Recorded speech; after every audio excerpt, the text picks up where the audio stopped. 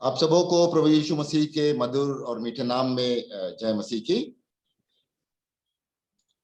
जय मसीह। आचार्य जी, मेरी आवाज आ रही है? जोना brother, you can hear me? Yeah, we can hear you clear. बहुत अच्छा। So we try to make this evening vesper on the alternate Mondays in English and in Hindi, and even though I'll be speaking in Hindi, but all my lecture notes will be coming on the screen as a screen sharing, so those of you who cannot find it difficult to understand Hindi can look into these notes which will be here, and it will be bilingual. So हम लोग दोनों भाषाओं का इस्तेमाल करेंगे और प्रभु के वचन को तक पहुंचने में, उसको सुनने में कोई तकलीफ ना हो, कोई रुकावट बीच में ना आए। मैं साताल आश्रम के बहुत बहुत धन्यवादी हूँ, खासतौर से हमारे रेजिडेंट आचार्य एनसी जॉर्ज साहब का, कि उन्होंने ये मौका दिया कि मैं आज शाम का वचन हम सबों के साथ बांट सकें। और मैं कई बार हम लोगों ने स्टडी करी है, कई अलग अलग चीजों की स्टडी करी है। पवित्र बाइबल में we have studied about mountains, कई पहाड़, mount of Sinai, mount of Tabor, mount of Moreh, mount of transfiguration. लेकिन ये एक ऐसा समय चल रहा है जब हम लोग स्टडी कर रहे हैं वैलीज की, घाटियां, तराई। और पिछले सोमवार को हमारे चीफ आचार्य ब्रदर अनिल कुमार सरवण साहब ने एक बहुत अच्छी मेडिटेशन में हम लोगों को लीड किया बाका वैली, कि बाका वैली में से गुजर के जब जाने का अनुभव है वो कितने कष्ट का, कितने दुख का है, लेकिन वो सिर्फ एक ट्रांजिशन है, वो एक रास्ता है, वो मंजिल नहीं, वो सिर्फ एक बीच का एक छोटा सा हिस्सा है जो वैली में से, जो तराई में से, जो घाटी में से होकर जाना होता है। दाऊद कहता है, चाहे मैं मौत के अंधकार से भरी हुई तराई में होकर चलूं तो भी मैं हानि से ना डरूंगा, क्योंकि तू मेरे साथ है, तेरे सोटे और तेरी लाठी से मुझे तसल्ली मिलती। मुझे एक बार पहले भी याद है कि साताल आश्रम में हमारे चीफ आचार्य ब्रदर अनिल कुमार सरवण साहब ने एक और तराई के बारे में बड़ा अच्छा मेडिटेशन दिया था, जो अभी तक मेरे दिमाग में स्टिक करता है। वो था किद्रोन वैली के बारे में, कि कैसे इलाइजा के लिए प्रभु ने किद्रोन वैली में पानी और खाने का इंतजाम किया था। तो उसी दिशा में सोचते हुए मैंने सोचा कि क्यों नहीं आज हम लोग एक और तराई के बारे में बात करते हैं जो बाइबल में पाई जाती है। और ये तराई है इज़िकिएल 37:1-10, the valley of the dry bones. एक सूखी हुई हड्डियों की तराई, एक ऐसी घाटी जिसमें प्रभु का आत्मा अपने दास को लेकर गया और वहां पर चारों तरफ सूखी हड्डियां फैली हुई। आज के मेडिटेशन के 3 हिस्से हैं। पहला हिस्सा है मेरी लोकेशन, मैं जहां पर हूं, मुझे कहां ले जाया गया है। दूसरा हिस्सा होगा कि प्रभु वहां मुझसे क्या करवाना चाहता है। और तीसरा हिस्सा होगा कि उसका परिणाम क्या आएगा, उसका प्रतिफल क्या आएगा, उसका रिजल्ट क्या आएगा। So the first point of our meditation this evening is my location in the valley of dry bones. वचन कहता है कि ईश्वर का हाथ और ईश्वर की आत्मा अपने नबी को, अपने भविष्यवक्ता को लेकर गया और उसको ले जाकर एक सूखी हुई हड्डियों की तराई में खड़ा कर दिया। वो उसकी मर्जी नहीं थी, वो उसकी इच्छा नहीं थी, वो उसका सिलेक्शन नहीं था। ये ईश्वर का हाथ था जो उसको लेकर गया। और ये वो समय है जब बंधुआई में, इजराइल के लोग बंधुआई में बेबीलोन में हैं, जहां पर वो अपने प्रियजनों को खो चुके हैं, जहां उनका देश उनसे छूट चुका है। ये उस जगह पर हैं जहां पर उनको बंधुआई में बड़ी बेइज्जती के साथ लाया गया है। ये उस जगह पर हैं जहां पर उनका जमीन उनसे छिन गई, उनका मंदिर उनसे छिन गया, उनका धर्म उनसे छिन गया, उनकी पवित्र किताबें उनसे छिन गई, उनके वो त्योहार, वो समाज, वो तीज त्योहार, जो वो धर्म, जो वो परिवार, जो वो सब कुछ उनका था, वो सब उनसे छिन गया है। और चारों तरफ उनको अपनी सूखी हुई हड्डियां दिखाई दे, वो सब उनकी सूखी हुई हड्डियां हैं। all those things are the dry bones where they were living in exile. और आज जब हम इस इस पाठ को पढ़ रहे हैं, इज़ेकिएल 37 1-10, I find the echo of my life in the biblical text. आज बाइबल में मैं अपनी दशा को देख रहा हूं। हम लोग किस दशा से गुजर रहे हैं वो हमें आज बाइबल में दिखाई पड़ रहा है। चारों तरफ सूखी हुई हड्डियां, चारों तरफ मौत, डर, बीमारी। और मैं आपसे आज दिल खोलकर कहना चाहता हूं कि जब इस आज की आराधना में शामिल होने आए हैं तो मैं और मेरा परिवार, हमने पिछले 20 दिन 1 महीने में अपने 4 प्यारे लोगों को खो दिया।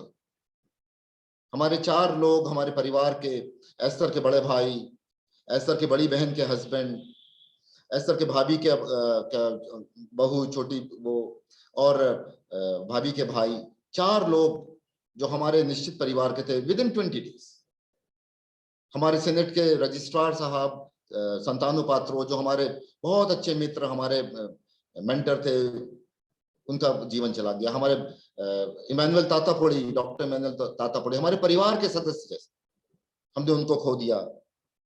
और दूर ही नहीं, हमारे अपने कैंपस में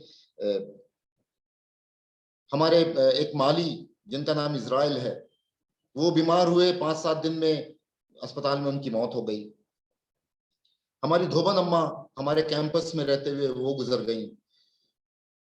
हमारे पड़ोसी न्यू टेस्टमेंट के लेक्चरर पायोशांग सर, उनकी वाइफ बीमार पड़ी, उन्होंने देखभाल करी, पता लगा वाइफ ठीक हो गई, वो खुद 15 मई को गुजर गए। हमारे चारों तरफ ये सब हो रहा है। और वचन में जो वो सूखी हड्डियों के बीच में ले जाके खड़ा करना है, जैसे किसी को ले जाके कब्रिस्तान में खड़ा कर दिया, एक वैसा एहसास हो रहा है। चारों तरफ कब्रें ही कब्रें, मौत ही मौत, dead bodies are floating around us as if we are sitting in a boat in Ganges river and there are all dead bodies floating around us. एक गुजरात की एक कवित्री हैं, पोइटेस हैं, पारुल खाकर, उन्होंने एक बड़ी अच्छी कविता लिखी है, बड़ी दुखदाई है। मुर्दे मुर्दे से कहते हैं सब कुछ चंगा, dead bodies are telling each other everything is okay, all around death.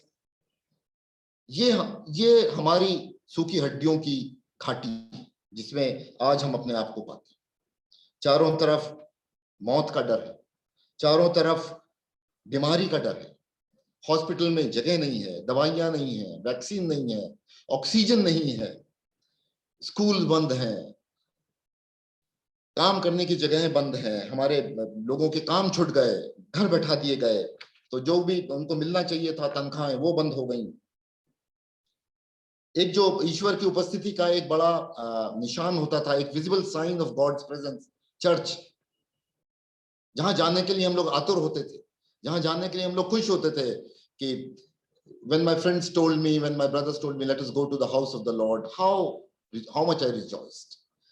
वो जो ईश्वर की उपस्थिति का एक चिन्ह होता है, हमारा कलीसिया, हमारा चर्च, आज वो बंद है। हम वहां जा नहीं सकते, हम वहां बैठकर प्रभु की स्तुति आराधना नहीं कर सकते, हम उसकी तारीफ में गाने नहीं गा सकते, हम उसके सामने घुटने टेक कर अपनी विनती, अपनी प्रार्थना, अपने निवेदन नहीं कर सकते। हम वहां तक पहुंच ही नहीं पा रहे। जो लोगों के साथ संगति, जो प्रभु के साथ संगति थी, वो हमको नहीं मिल पा रही है। हम प्रभु भोज, यीशु मसीह के गुनाह आलूदा जान और जिस्म, उसके बदन और उसके लहू में हिस्सा नहीं ले पा रहे हैं, यूकरिस्ट में पार्टिसिपेट नहीं कर पा रहे हैं, हम ईश्वर के वचन को नहीं सुन पा रहे। चारों तरफ डर है, चारों तरफ एक एप्रीहेंशन है, चारों तरफ हर दूसरा आदमी हमें दुश्मन दिख रहा है। अरे वो देखो चलता हुआ आ रहा है, वो कोरोना हो सकता है, वो कोरोना की मौत हो सकती है, दूर रहो, दूर रहो, दरवाजा बंद करो, बाहर से बात करो, बाहर से जाने दो। हमने अपने आप को दूसरों से दूर कर लिया, हमने अपने आप को अलग किया, छुपा लिया, बचा लिया, अपने को बंद कर लिया। और ये सब जो करना हमें पड़ रहा है, ये वैसा ही है जैसा कि गॉस्पेल के, सुसमाचार के बिल्कुल विरुद्ध में। सुसमाचार कहता है बाहर जाओ, सुसमाचार कहता है लोगों से मिलो, अजनबियों से मिलो, जो बीमार है उनसे मिलो, जिनको प्रार्थना की जरूरत है उनके सर पर हाथ रख के दुआ करो, जाके लोगों से की तकलीफ में उनका तकलीफ में हाथ बटाओ, उनके साथ मिलो। जो दुख में है, जिनके प्रियजन गुजर गए, उनके साथ जाके खड़े हो, उनके घर 2 रोटी एक समय का खाना पहुंचाओ। जो परेशानी में है उनके साथ अपने प्यार को बांटो। हम नहीं कर पा रहे, हम नहीं पहुंच पा रहे हैं। फ्यूनरल के लिए नहीं पहुंच पा रहे हैं, दुख के लिए नहीं पहुंच पा रहे, अपने परिवार के लोगों के मौत पर हम वहां नहीं खड़े हो पा रहे। 4-4 फ्यूनरल हमारे घर में हो गए, हम लोग एक में नहीं जा पाए, दूर से दुआ कर रहे हैं। ये कैसा समय है, ये कैसा समय आ गया। हमारा पड़ोसी हमसे छिन गया, हमारा पड़ोसीपन, neighbourliness is lost from us. We do not know what to do now. Our location of dry bones has brought us to this level. लगता है कि हम क्या करें प्रभु जी, हमने तो अपना जीवन आपके चरणों में दिया था, हमने तो अपने आप को समर्पित किया था कि आप हमारे प्रभु हैं, you are my Lord and my God, we surrendered our lives to you. लेकिन अब क्या करें? क्या कोरोना आपसे भी बढ़कर है? क्या हमारे विश्वास को एक झटका लग रहा है कि प्रभु जी क्या हम आपको छोड़ के कोरोना की स्तुति प्रशंसा करें? क्या हम कोरोना को मान मनोबल करें, अरे भाई मान जाओ कोरोना, हमें नुकसान नहीं करना? क्या हम कोरोना को माता, कोरोना माता दया करो, कृपा करो, हमारे जीवनों पर, हमारे पड़ोसी, हमारे प्यारे लोगों के जीवन पर बचा लो? क्या करें? हम आपको छोड़ के कोरोना की तारीफ, स्तुति करें, उसकी पूजा करें, उसकी अर्चना करें? हम तो आपको सर्व सामर्थी प्रभु मानते हैं। आप हमारे परमेश्वर हो, सर्वशक्तिमान परमेश्वर, ओमनीपोटेंट, ऑलमाइटी, ओमनिशिएंट यहोवा God. We have surrendered our life to you. Who is this corona?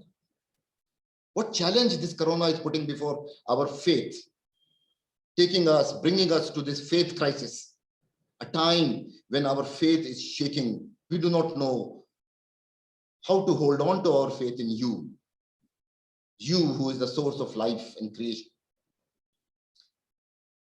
अब ऐसे समय में इज़ेकिएल 37 1 से लेकर 3 पद में का अंत होता है, वहां पर प्रभु एक सवाल पूछते हैं, और वो सवाल आज हम सबों से भी पूछा जा रहा है।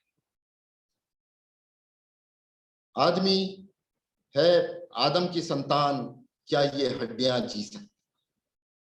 It is a question of our faith. It is a question which is asking us, where do we stand? What is our faith stand? आज हमसे एक सवाल किया जा रहा है, O son of man, O mortal, can these bones live? क्या ये हड्डियां जी सकती हैं? हमारा जवाब क्या है? हम क्या बोलेंगे? क्योंकि ये सवाल जो है, ये सिर्फ ये सवाल नहीं है कि बूझो तो जाने, ये सवाल वो कौन बनेगा करोड़पति वाला सवाल नहीं है। ये सवाल है हमारे विश्वास का सवाल। क्या ये हड्डियां जी सकती हैं? क्या इन सूखी हुई, मरी हुई हड्डियों में तुमको जीवन दिखाई दे रहा है? तुम्हारा पर्सपेक्टिव क्या है? तुम्हारा दर्शन क्या है? क्या इन हड्डियों में भी, इस मौत के समुद्र में, इस कब्रिस्तान में तुमको जीवन दिख रहा है? Can these bones live? ये एक व्यक्तिगत सवाल है जो हमसे और आपसे पूछा जा रहा है। हम क्या विश्वास करते हैं? हम किसको पकड़ के बैठे हुए हैं? क्या विश्वास है हमारा कि आज के इस समय में जब मौत चारों तरफ है, ईश्वर हमसे पूछना चाहता है, हम किसको देख रहे हैं, मौत को या जीवन? तुम्हारा दर्शन क्या है? तुम्हारा विश्वास क्या है? क्या तुम जीवन में विश्वास करते हो? और क्या वो जीवन इन मरी हुई हड्डियों में आ सकता है? हमारे संसार में आ सकता है? हमारे पड़ोस में, हमारी संस्थाओं में, हमारे समाज में ये जीवन आ सकता है? ये सवाल हमसे आज पूछा जा रहा है। Son of man, can these bones live? हे आदमी, क्या ये हड्डियां जी सकती हैं? और उसका जवाब बड़ा सुंदर है जो नबी ने बोला। नबी ने क्या बोला? इज़ेकिएल ने बोला, लॉर्ड यू नो बेटर। प्रभु आप जानते हैं। इसका क्या मतलब है? इसका मतलब है कि प्रभु, चाहे दुख हो, चाहे सुख हो, चाहे मौत हो, चाहे गमी हो, चाहे दुख हो, हम अपने ज्ञान, अपनी बुद्धि, हम अपने सबको आपके चरणों में रखते हैं और कहते हैं, मुझे नहीं मालूम ये क्यों हुआ, ये कब हुआ, ये क्या हुआ, आप बेहतर जानते हैं। जोब के जब परिवार के बच्चे चले गए, जोब के मुंह से निकला, तूने दिया तूने लिया, तेरा नाम मुबारक। मुझे नहीं मालूम कि ये क्यों हुआ। इज़ेकियल भी आज हमारे सामने बोल रहा है, लॉर्ड यू नो बेटर। आपके सम्मुख में अपने I surrender my knowing to your knowing. अब मेरा जानना कम है, मेरा जानना अधूरा है, आपका जानना पूरा है। मेरे सवाल अधूरे हैं, आपका जवाब पूरे। शायद मैं समझ नहीं पा रहा हूं। I'm not able to understand. I'm not able to fathom why this is happening to us. But one thing I know, you know it, and I know you. तो ये जो एक विश्वास का एक आधार है, ये जब इज़ेकियल ने बोला, तब प्रभु ने कहा, ये बंदा मेरे काम का है। I can use you because of your faith statement, because of your faith stand. अब हम लोग चलते हैं पॉइंट नंबर 2 की तरफ, दूसरे पॉइंट की तरफ। जब हम इज़ेकियल ने जब ये जवाब दे दिया, तब इज़ेकियल को प्रभु ने कहा, प्रीच एंड प्रोक्लेम लाइफ। अब तुम प्रचार करो, तुम भूल जाओ कि तुम्हें क्या डर था, क्या परेशानी थी, क्या मौत थी। तुम्हारा विश्वास, जिस विश्वास पर तुम खड़े हो, ये मेरे काम का है। तुम मेरे काम के आदमी हो, तुम मेरे काम के भविष्यवक्ता हो, तुम मेरे काम के लोग हो, तुम मसीही लोग हो जिनका विश्वास जीवन में है, जो इन मरी हुई हड्डियों में भी जीवन देख पा रहे हैं। ये लोग मेरे काम के लोग हैं। शायद हमें पता नहीं कि ये कैसे होगा, लेकिन ये हमारा विश्वास है कि ये होगा और ये जरूर होगा। तब प्रभु ने उनके सामने उसके सामने एक योजना रखी, एक बुलाहट रखी। उसके सामने कहा कि मैं तुम्हें बुलाना चाहता हूं कि तुम एक प्रोफेसाई करो, तुम एक भविष्यवाणी करो, तुम प्रभु के वचन को इन हड्डियों से प्रचार करो। कहने को तो वो इज़ेकियल बोल सकते थे कि प्रभु आप क्या हमसे करवा रहे हैं, आदमियों को बोलिए प्रीच करने के लिए, इन सूखी हड्डियों को मैं क्या बोलूं। लेकिन इज़ेकियल ने वचन को माना, इज़ेकियल ने ईश्वर के वचन पर विश्वास किया और उसने कहा कि हाँ प्रभु मैं ऐसा करूंगा। उसको कहा गया, जाओ प्रचार करो, ईश्वर के वचन को इन लोगों के सामने बोलो। देखिए, ईश्वर के वचन का लिखा हुआ वचन, the written word of God is one thing, believing word of God is another thing, but spoken word of God makes the word of God a living word, alive in front of us. इसीलिए preaching की जरूरत है। Preaching इस विचार से ऊपर है। हमारा विश्वास सिर्फ एक मानसिक विश्वास नहीं, हमारा विश्वास सिर्फ एक फिलॉसफी नहीं है, वो एक सिस्टम नहीं है कि मन में है बस उसको प्रचार करना है, उसको बोलना है। और जब उसका प्रचार किया जाता है, the spoken word becomes the living word in the congregation. Whenever the word of God is spoken, it becomes alive. The word becomes alive for us. और प्रभु कहते हैं इज़ेकियल भूल जाओ, अपने आप को इस राख और टाट को झाड़ के खड़े हो जाओ, इस दुख के बिछौने को छोड़ दो, खड़े हो जाओ और अपने इस दुख में मत डूबे रहो, इससे बाहर निकलो।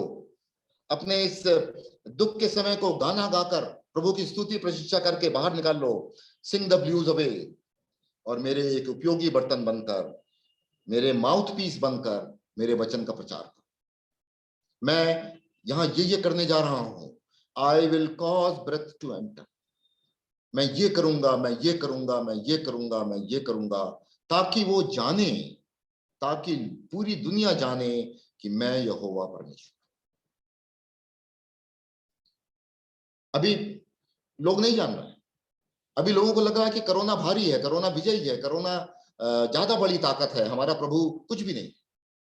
लेकिन प्रभु कहता है, मैं इन सूखी हड्डियों में जान डालकर तुम्हारे समाज में, तुम्हारे परिवारों में, तुम्हारे इंस्टीट्यूशंस में, तुम्हारे चर्चेस में, मैं ये जान डालकर, ये प्राण डालकर, ये ब्रेथ डालकर, flesh and skin and sinews, make them alive again. और तब तुम जानोगे कि मैं यहोवा परमेश्वर, तुम मेरे वो इंस्ट्रूमेंट बनो। और प्रभु कहते हैं कि अपने राइज अप, स्टैंड अप। और तब हम लोग चलते हैं तीसरे पॉइंट की तरफ जो रिजल्ट है, वो वैली, वो तराई जो हड्डियों से भरी हुई थी, जब उस पे हमने ईश्वर के साथ पार्टनरशिप करके मिनिस्ट्री करी, प्रचार किया, प्रोफेसी करी, तब उन हड्डियों में क्या हुआ? जान आ गई। एक बड़ी तीसरे पॉइंट में result of this preaching, result of this prophesying is transformation of the valley of dry bones. और भाई जोना उसका हाँ, transformation of the valley of dry bones into the valley of living beings. अब इस समय मैं अपनी बात के लिए चिंतित नहीं हूं, मैं अपनी मौत के लिए चिंतित नहीं हूं, मैं परेशान नहीं हूं कि क्या मुझे कोरोना होगा या नहीं होगा। मैंने अपना जीवन प्रभु के सामने दे दिया, उसके विश्वास पर दे दिया कि हाँ, ये हड्डियां जी सकती हैं, और मैं ईश्वर के वचन को, जो हिब्रू में बोलते हैं दाबार, जिसका मतलब होता है शब्द, और जिसका ये भी मतलब होता है एक घटना, एक इवेंट, मैं उस पर विश्वास करता हूं और मैंने उसको प्रचार किया है। और जब उसको प्रचार किया जाता है तब वो एक फिलॉसफी नहीं रह जाता, तब वो एक आइडियोलॉजी नहीं रह जाता, तब वो एक जीवित कलाम बन जाता है, जो हमसे मुखातिब होता है, जो हमसे बोलता है, हमसे बातचीत करता है, हमें झंझोड़ता है, हमें दुरुस्त करता है, हमें चंगाई देता है, हमें इंस्पायर करता है, हमें आगे लेकर चलता है। एक बड़ी आवाज हुई प्रचार के जवाब में, एक बड़ी आवाज हुई, एक बड़ी भुंडोल हुआ, और एक चेन रिएक्शन शुरू हो गया। हड्डियां हड्डियों से जुड़ने लगी, उनके ऊपर नसें आने लगी, उनके ऊपर खाल आने लगी। एक बड़ा ट्रांसफॉर्मेशन, एक बड़ी बेदारी आ गई। और तब प्रभु ने कहा, प्रचार कर कि चारों दिशाओं से आके हवाएं, चारों दिशाओं से आकर उसमें एक जीवित हवा उसमें फूंक दी जाए, रूहा इलोहीम, जो चारों दिशाओं में। और प्रभु की आत्मा आके उनमें समा गई और वो एक जीवित प्राणी बन गए। और इसीलिए ये पूरी जो प्रोसेस शुरू होती है, ये प्रोसेस शुरू होती है जब हम उस सूखी हुई हड्डियों में खड़े होकर उस दर्द को स्वीकार करते हैं, embrace the pain and faith into God's transformation. जब हम ये स्वीकार करते हैं कि प्रभु हमें आपकी जरूरत है, हम इस बड़े दुख में हैं, हम इस बड़े मौत की अंधेरे में हैं, आप हमारे जीवन को बदल सकते हैं, आप हमारे दुख के गाने को एक धन्यवाद और एक स्तुति के गाने में बदल सकते हैं, आप हमारे कोरोना को आपकी संभावनाओं में बदल सकते हैं, आप हमारे भय को, हमारे डर को ईश्वर की शांति में बदल सकते हैं, और आप हमारी चिंताओं को ईश्वर की नई आशाओं में बदल सकते हैं। हमारी सूखी हुई हड्डियों में आप जान फूंक कर एक नया जीवन बना सकते हैं। हमें मित्रों, हमें बड़ा ध्यान करने की जरूरत है कि वो क्या सूखी हड्डियां जो हमारे चारों तरफ, क्या हमारे चर्चेस में, क्या हमारे इंस्टीट्यूशंस में, क्या हमारे समाज में, क्या हमारे देश में हमें ऐसा लगता है सिर्फ सूखी हड्डियां ही पड़ी हुई। अगर वो हैं तब खड़े होकर हमें प्रचार करना है, खड़े होकर हमें ईश्वर की आवाज, ईश्वर के शब्द को उसके ऊपर डालना है कि मैं प्रचार करता हूं कि ईश्वर का वचन तुम्हारे जीवन में सफल हो। और अंत में क्या होता है उसका रिजल्ट? 10वें पद में लिखा है, in the 10th verse it says, all the bones came together and they lived and stood upon their feet and became an exceedingly great host or army. वो हड्डियां जो सूखी पड़ी थी, वो तराई, वो वैली जो सूखी हड्डियों से भरी थी, अब वो वैली भर गई ईश्वर के लिए तैयार एक बड़ी सेना को लेकर, जो प्रभु के लिए काम करने को तैयार हैं, जो प्रभु के लिए खड़े होने को तैयार हैं। आज इस वचन के अंत में मैं ये सवाल मेरे सामने, आपके सामने, हम सबों के सामने रखना चाहता हूं, जो प्रभु ने इज़िकिएल से पूछा। आज हम लोग भी ऐसी ही एक सूखी हड्डियों के चारों तरफ इस ढेर के बीच में खड़े हुए। आप निश्चित जानिए, अगर आप में से कुछ लोगों को ये मौका मिला होगा कि सिमेट्री गए इस कोरोना के समय में, वो कितना बड़े चुनौती का कारण था। चारों तरफ ताजी कब्रें, जबलपुर जैसे छोटी जगह में जब हमारे पड़ोसी की डेथ हो गई, चारों तरफ ताजी कब्रें, और उसके बीच में खड़े होकर आप अपने प्रियों को दफना रहे हैं। कितने बड़े दुख की बात। आज प्रभु हमसे यही सवाल पूछता है, you and me, can these bones live? Can these dry bones become alive? Our answer is yes, Lord, you know it. हमारा उत्तर है प्रभु जी आप जानते हो, आप हमें हुक्म करो कि मुझे क्या करना और हम वो काम करेंगे। ईश्वर इस वचन पर आशीष दे और हम सबों को एक नई उम्मीद और एक नई आशा, एक नया विश्वास देकर मजबूती से खड़ा करे कि वो कलीसिया गैरफानी जिसके ऊपर अधोलोक के फाटक कभी प्रबल नहीं हो सके। आमीन।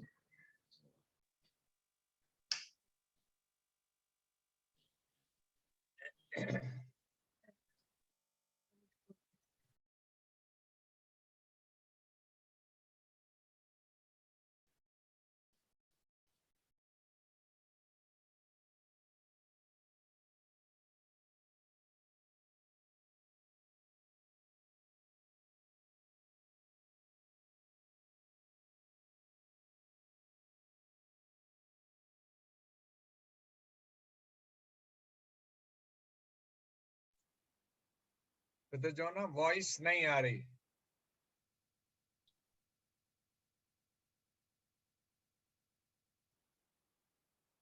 Hello,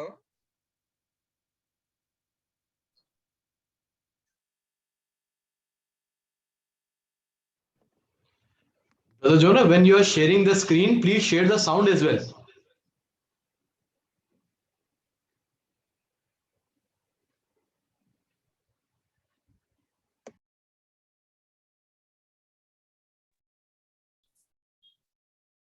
It is the song of victory. It's a song of Jaya Ho, victory of our faith over the fear of Corona. Our LTC choir has sung this song. Jonah, Anna, no sound.